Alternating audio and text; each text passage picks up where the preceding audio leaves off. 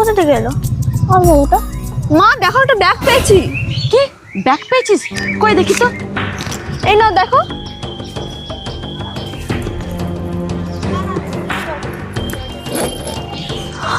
কার জন্য পড়ে গেছে? কত টাকা? এত টাকা কেউ দেখেনি, রেখে দাও। শোনো, তোমাদের একটা কথা বলি, মানুষ একা থাকলে যদি সৎ থাকতে পারে সেটাই হলো তাদের আসল চরিত্র। বাবা, তাহলে কি এই টাকা আমাদের নয়? আচ্ছা মামা, তাহলে যার টাকা তাকে ফেরত দেওয়াই উচিত। ব্যাগটা কোথায় ফেললাম? কোথায় রাখলাম ব্যাগটা? কেউ কি আমার একটা ব্যাগ দেখেছো ভাই? এতে আমার খুব দরকারি কাগজপত্র, টাকা পয়সা ছিল। এই নিন আপনার ব্যাগ। বাবা, ব্যাগটা পেয়েছি।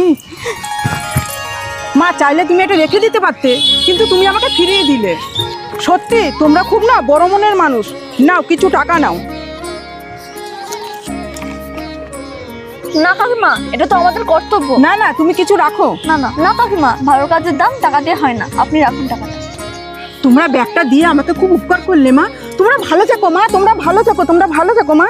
তো বন্ধুরা, সততার মানুষ সব থেকে বড় সম্পদ। চরিত্রই হলো মানুষের আসল পরিচয়।